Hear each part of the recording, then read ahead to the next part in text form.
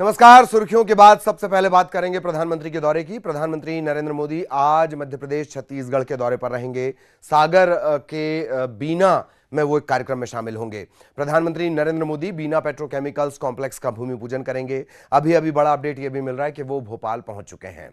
तो बीना में जिस कॉम्प्लेक्स का वो भूमि पूजन करने वाले हैं, 50,000 करोड़ की योजनाओं का वो शिलान्यास करेंगे। नर्मदापुरम इंदौर के आईटी पार्क का रिमोट के जरिए यानी डिजिटली अनावरण करेंगे। गुना, शाजापुर, मऊगंज, आगरमालवा और मक्सी में स्थित औद्योगिक पार्क का भी आज अनावरण होगा। और इस वक्त की बड़ी खबर, प्रधानमंत्री मोदी भोपाल पहुंच चुके हैं। भोपाल से वो सागर के लिए रवाना होंगे, सागर से बीना के लिए। इसके बाद शाम का उनका दौरा छत्तीसगढ़ में है। सौगातों का दिन मध्य प्रदेश छत्तीसगढ़ दोनों के लिए। बीना में बहुप्रतीक्षित पेट्रोकेमिकल प्लांट, क्रूड ऑयल का जब भी जिक्र होता है पेट्रोल और डीजल के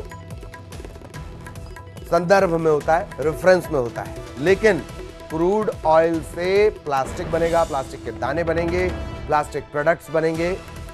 600 तकरीबन नौकरियां परमानेंट और इसके अलावा 2 लाख रोजगार जुटाने का दावा इसके जरिए है। 5 साल में 2028 तक ये बनकर तैयार होगा। तो भोपाल पहुंच चुके हैं प्रधानमंत्री नरेंद्र मोदी। आज कई सौगातें मिलनी है, वो हम लगातार आपको बता रहे हैं। 10 इंडस्ट्रियल प्रोजेक्ट की वो आज आधारशिला रखेंगे।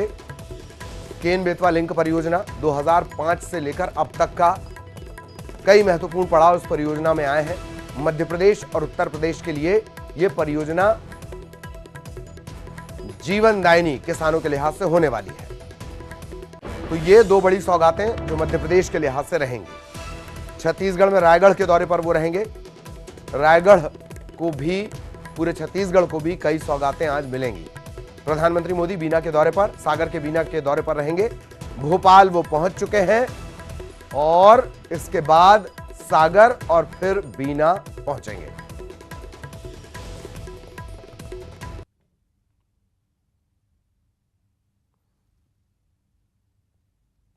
प्रधानमंत्री मोदी मिशन 2023, दोनों ही राज्यों में 2023 में आखिर में चुनावी मोड में है दोनों प्रदेश, मध्य प्रदेश छत्तीसगढ़ दोनों। आज यहां पर पहुंच रहे हैं प्रधानमंत्री मोदी। भोपाल वो पहुंच चुके हैं और भोपाल से अब वो रवाना होंगे। कई सौगातें मिलने वाली है, पूरे प्रदेश को सौगातें मिलने वाली हैं। डिजिटली ये सारी सौगात मिलेंगी। महती प्रोजेक्ट है बीना में आज जो सौगात मिलनी है, और सीधा आपको लिए चलेंगे। सहयोगी वासु इस वक्त हमारे साथ जुड़े हुए हैं। वासु के पास हम आपको लिए चलेंगे। वासु, कहां इस वक्त आप, क्या कुछ अपडेट? प्रधानमंत्री मोदी भोपाल पहुंच चुके हैं, थोड़ी देर बाद सागर और फिर बीना। जी निश्चित तौर पर ललित जी, देखिए आज पीएम मोदी का बहुत महत्वपूर्ण दौरा है मध्य प्रदेश का। बीना पीएम मोदी जाएंगे, जहां पर बीना रिफाइनरी के बड़े प्रोजेक्ट का वो शुभारंभ करेंगे, उसका लोकार्पण करेंगे। 49,000 करोड़ रुपए की लागत से ये जो पूरा प्रोजेक्ट है वो तैयार होना है और इसके लिए आज पीएम मोदी, मुख्यमंत्री शिवराज सिंह चौहान और कैबिनेट के तमाम जो मेंबर्स हैं वो आज मध्य प्रदेश के दौरे पर हैं। और बड़ी अपडेट अभी ये है कि स्टेट हैंगर भोपाल में पीएम मोदी का जो विमान है वो इस वक्त लैंड कर चुका है। स्टेट हैंगर पर मैं अभी मौजूद हूं और अब से कुछ ही देर बाद पीएम मोदी यहां से सागर के बीना के लिए रवाना हो जाएंगे। नरोत्तम मिश्रा जो मध्य प्रदेश के गृह मंत्री हैं, उन्हें मिनिस्टर इन वेटिंग बनाया गया था पीएम मोदी का। उन्होंने स्टेट हैंगर पर स्वागत किया है और मुख्यमंत्री शिवराज सिंह चौहान भी बीना के लिए पहले ही रवाना हो चुके हैं। ये जानकारी मिल रही है। 49,000 करोड़ के बीना रिफाइनरी पेट्रो केमिकल कॉम्प्लेक्स और 1800 करोड़ रुपए की अन्य जो औद्योगिक करण की जो परियोजना है उनका भी आज पीएम नरेंद्र मोदी शिलान्यास यहां पर करेंगे। और इस लिहाज से अगर ये देखा जाए तो पीएम मोदी का ये जो पूरा दौरा है वो बेहद महत्वपूर्ण हो जाता है और इस पूरे प्रोजेक्ट से लाखों लोगों को सीधे तौर पर रोजगार से वो जुड़ सकेंगे और एक अलग तरीके का एक जो मार्केट है वो भी कहीं ना कहीं यहाँ पे डेवलप हो सकेगा। तो ये आज का पीएम मोदी का बड़ा दौरा है और करीब 3 से 3.5 घंटे प्रधानमंत्री नरेंद्र मोदी मध्य प्रदेश में रहने वाले हैं। बीना के कार्यक्रम के बाद वो वापस भोपाल आएंगे और फिर छत्तीसगढ़ के लिए रवाना होंगे। तो ये पीएम मोदी का बेहद महत्वपूर्ण दौरा कार्यक्रम है और मध्य प्रदेश में चूंकि चुनावी साल भी है तो पीएम का ये पूरा जो दौरा है वो इस महीने से भी अगर देखा जाए तो बेहद खास हो जाता है। और अगर निवेश की दृष्टि से देखा जाए, मध्य प्रदेश की इंडस्ट्रियल ग्रोथ के लिहाज से देखा जाए तो भी ये जो दौरा है वो बहुत खास हो जाता है। पीएम मोदी वायुसेना के विशेष विमान से भोपाल पहुंचे हैं और यहां से अब हेलीकॉप्टर के जरिए बीना के लिए किसी भी वक्त वो रवाना हो सकते हैं। जी बिल्कुल, और रवाना हो सकते हैं। और जैसा कि वासु आप जिक्र कर रहे हैं, चुनावी साल है और एक तरह से 3.5 घंटे सौगातों भरे होने वाले हैं। केन बेतवा लिंक परियोजना को भी लेकर एक बड़ा अपडेट मेरा ख्याल है वासु था, और ये परियोजना एक तरह से बुंदेलखंड के लिए जीवनदायी साबित हो सकती है। इसको लेकर कोई अपडेट अगर आपके पास हो वासु।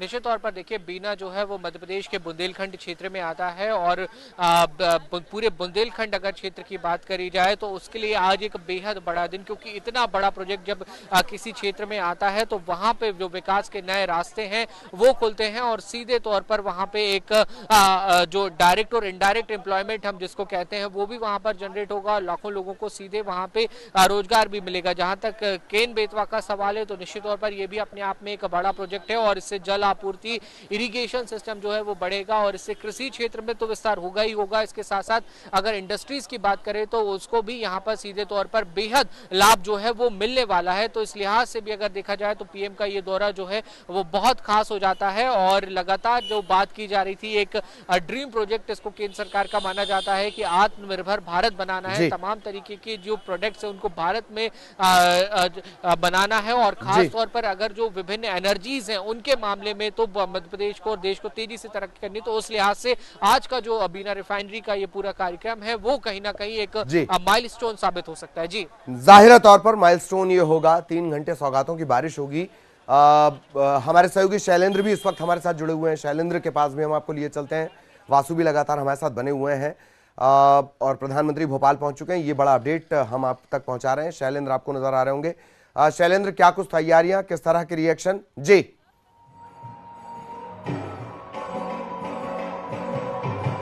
बिल्कुल, अगर बात करें बुंदेलखंड के लिहाज से एक बड़ी आधारशिला जो है पेट्रोकेमिकल प्लांट की रखने जा रहे हैं प्रधानमंत्री। 50,000 करोड़ रुपए का ये पूरा जो है प्रोजेक्ट है और लगभग 5 साल में ये बनकर तैयार होगा। बताया जा रहा है कि जब ये प्रोजेक्ट शुरू होगा तो लगभग 2 लाख से अधिक लोगों को प्रत्यक्ष और अप्रत्यक्ष तौर पर इस प्रोजेक्ट से लाभ मिलने वाला है। और न केवल बीना रिफाइनरी में केमिकल प्लांट का उद्घाटन आधारशिला रखने जा रहे हैं, इसके अलावा अगर बात करूं तो प्रदेश के 10 ऐसे अलग अलग इलाके हैं जहां पर नए इंडस्ट्रियल कॉरिडोर की आधारशिला भी प्रधानमंत्री रखने वाले हैं। तो तमाम जो तैयारियां हैं वो बीना रिफाइनरी के पास में ये कार्यक्रम स्थल बनाया गया है जहां पर तमाम तैयारियां की गई हैं। तमाम जो लोग हैं वो यहाँ इकट्ठे हो चुके हैं। अब इंतजार है केवल प्रधानमंत्री नरेंद्र मोदी के आगमन का, लगभग 11 बजे का समय है जब वो यहाँ पहुंचेंगे और उसके बाद वो यहाँ पर न केवल पेट्रोकेमिकल प्लांट को लेकर बल्कि बुंदेलखंड के लिहाज से देखें तो कई बड़ी सौगातें जो है बुंदेलखंड को दे सकते हैं। जी, कई बड़ी सौगातें बुंदेलखंड को मिल सकती हैं और जाहिर तौर पर जिस तरह का दावा किया जा रहा है बीना में जो एक बड़ी सौगात मिलने वाली है, उसी से अगर एक मोटा मोटी अनुमान निकाला जाए तो तकरीबन 5 साल में यहाँ 2 लाख के करीब रोजगार के जो स्थितियां हैं वो बन जाएंगी तकरीबन 5 सालों में। इसके अलावा प्रत्यक्ष और अप्रत्यक्ष के गणित वासु अभी इसका जिक्र कर भी रहे थे। ये बताएं कि किस तरह के रिएक्शन लोगों के मिल रहे हैं इस प्रोजेक्ट को लेकर। पेट्रोकेमिकल का जब भी जिक्र किया जाता है, क्रूड ऑयल का जब भी शैलेंद्र जिक्र किया जाता है, आमतौर पे पेट्रोल डीजल की हम बात करते हैं, बट प्लास्टिक प्रोडक्ट यहां पर बनेंगे और आगे भी संभावनाएं यहां पर जनरेट होंगी। इस लिहाज से थोड़ा सा समझाएं शैलेंद्र।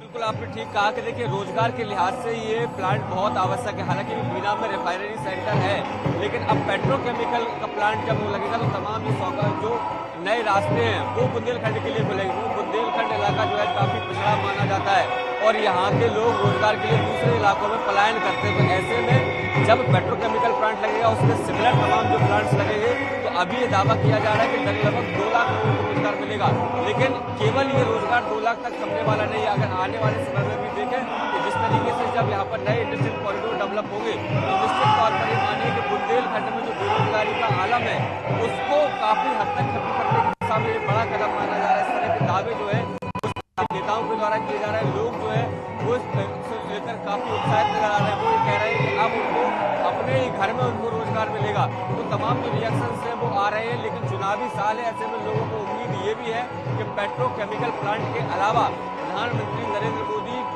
बुंदेलखंड को, जो सूखाग्रस्त बुंदेलखंड माना जाता है, जो कृषि के मामले में अगर देखें तो पानी की बरसात कम होती है, पथरीला इलाका है, तो ऐसे में जो कुछ नए प्रोजेक्ट्स भी यहाँ पर ला सकते हैं। हालांकि केन बेतवा को लेकर तमाम काम जो है वो देश की सरकार और मध्य प्रदेश की सरकार कर रही है, हालांकि अभी वो रूप नहीं ले पाया है। तो केन बेतवा जैसे कुछ और प्रोजेक्ट जिससे कि यहाँ पर नहर सिंचाई को लेकर काम जो लोग किसान हैं उनको मिल सके, इस तरह के तमाम जो प्रोजेक्ट है उसको लेकर जरूर लोगों की नजरें हैं। तो चुनावी साल में हो सकता है कि प्रधानमंत्री कुछ नई सौगातें भी बुंदेलखंड को लेके जाए। जी जी, वासु भी लगातार हमारे साथ बने हुए हैं। वासु, चुनावी साल है और किसी भी दौरे को उस कसौटी पर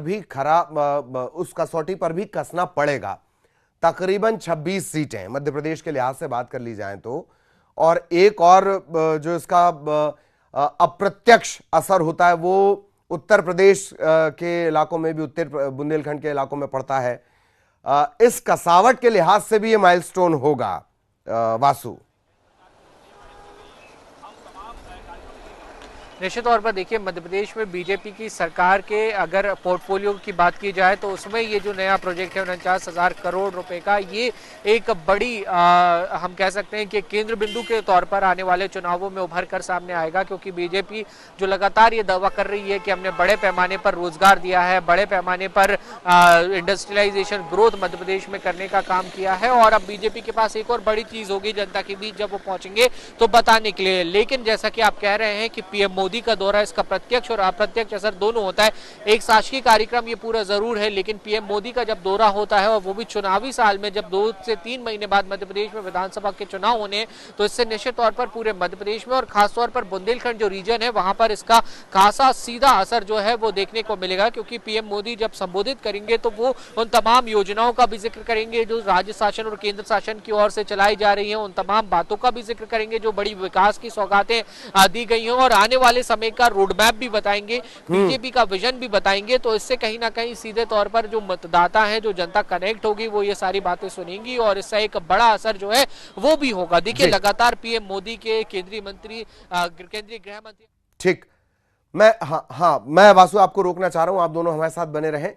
इस चर्चा में हम छत्तीसगढ़ को भी शामिल करते हैं, क्योंकि आज प्रधानमंत्री मोदी छत्तीसगढ़ के दौरे पर भी आएंगे। विधानसभा चुनाव से पहले प्रधानमंत्री आज 12,787 करोड़ के विकास कार्यों की सौगात देंगे। चुनावी अभियान, बीजेपी के चुनावी अभियान को धार मिलेगी। प्रधानमंत्री मोदी रायगढ़ में रेल और बिजली परियोजनाओं की सौगात देंगे। इसके अलावा 50 बिस्तर वाले क्रिटिकल केयर ब्लॉक का शिलान्यास करेंगे।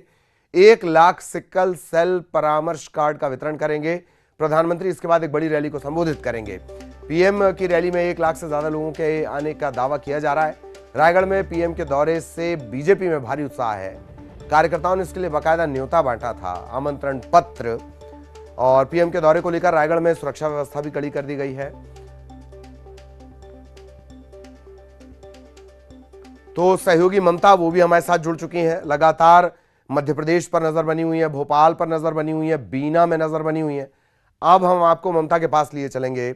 ममता, आज तमाम सौगातें, और इसे सिर्फ रायगढ़ के नजरिए से नहीं देखा जा सकता। प्रधानमंत्री जब पहुंचेंगे तो पूरे छत्तीसगढ़ की सियासत में एक उथल पुथल तो जाहिरा तौर पर मचेगी, कार्यकर्ताओं में भी जोश आएगा। सौगातों का जिक्र भी करें, और एक खास बात जो लगती है बहुत जरूरी छत्तीसगढ़ के लिहाज से, वो है सिकल सेल। किसी अभिशाप की तरह है, और प्रधानमंत्री इस अभिशाप को खत्म करने को लेकर प्रतिबद्ध हैं। ये उन्होंने दिल्ली में कई बार कहा है। ममता, बिल्कुल देखिए, और अगर हम बात करें तो 2 महीने 10 दिन में, यानी कि करीबन 70 दिन में प्रधानमंत्री नरेंद्र मोदी का ये दूसरा छत्तीसगढ़ दौरा है। करीबन 2:15 बजे वो यहाँ पर रायगढ़ पहुंचेंगे और रायगढ़ में जोर शोर से इसकी तैयारियां की गई हैं और कोडेतराई जो है वहाँ पर बड़ा सभा स्थल बनाया गया है। और दूसरी बात अगर हम बात करें तो प्रधानमंत्री खुली जिप्सी में वहाँ से जाएंगे। जो सभा स्थल है उसके बीच में जो ऐसा स्पेस बनाया गया है कि वो खुली जिप्सी में जाएंगे ताकि आम लोग उनसे अगर चाहे तो सीधे इंटरेक्शन कर सके। इसका कारण डॉक्टर रमन सिंह से हमने पूछा था तो उन्होंने कहा था कि पहली बार इस तरह की सभा हो रही है और दूर दूर से लोग प्रधानमंत्री को देखने आते हैं, तो यही वजह है कि सीधे सीधे नजदीक से देख सकें।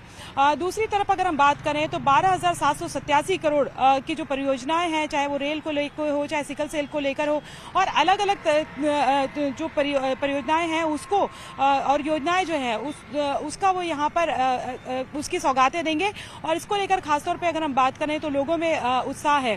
दूसरी तरफ अगर सियासत की बात करें तो छत्तीसगढ़ में चुनाव बहुत करीब है और विधानसभा चुनाव के मद्देनजर भी अगर हम देखें इसको तो केवल ये रायगढ़ का दौरा नहीं है प्रधानमंत्री का। डॉक्टर रमन सिंह जिस तरह से कल कह रहे थे कि बात केवल रायगढ़ की नहीं है, जब प्रधानमंत्री आते हैं और वो यहाँ पर जब सभा करते हैं और यहाँ पर जो भी बोलते हैं उसका मैसेज पूरे प्रदेश भर में जाता है, पूरे देश भर में जाता है। छत्तीसगढ़ चुनावी साल है और चुनावी साल के चलते वो यहाँ पर लोगों को जो संबोधित करेंगे, जाहिर तौर पर कहीं ना कहीं इसका बड़ा फायदा बीजेपी ये मान के चल रही है को उनको आने वाले समय में होगा।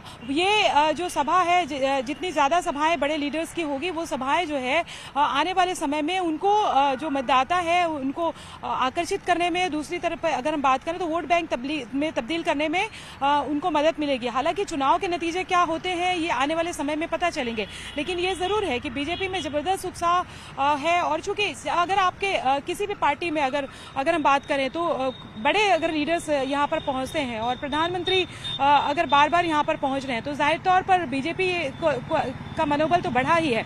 लेकिन दूसरी तरफ अगर हम बात करें तो कांग्रेस जो है वो ये कह रही है कि बीजेपी घबराई हुई है और यहाँ की जो लोकल पॉलिटिक्स है वो कुछ नहीं कर पा रही है, मुकाबला नहीं कर पा रही है। ये इसीलिए यही वजह है कि तमाम बड़े लीडर्स हैं उनको यहाँ पर आना पड़ा है। जाहिर तौर पर राजनीति भी शुरू हो गई है और अगर हम बात करें तो उसी तरीके से करीबन 1 लाख लोगों के सभा में लाने का लक्ष्य रखा गया है और उसी तरह की तैयारियां जो है वो की गई है। मौसम की अगर हम बात करें तो कल देर रात तक के बारिश होती रही है, लेकिन अभी मौसम साफ है और ये इसने भी बीजेपी का उत्साह बढ़ा दिया है। जी, जाहिर तौर पर बादल बारिश वो भी देखकर बरस रहे हैं।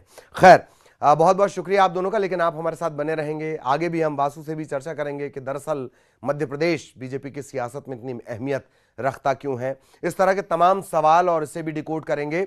बहुत बहुत शुक्रिया आप दोनों का। आप लोग नजर बनाए रखें, आगे भी आपके जरिए अपडेट अपने दर्शकों तक पहुंचाएंगे। लगातार इस दौरे से जुड़ा और तमाम बड़ी खबरें हम आप तक पहुंचाते रहेंगे। ब्रेक के लिए रुक रहे हैं।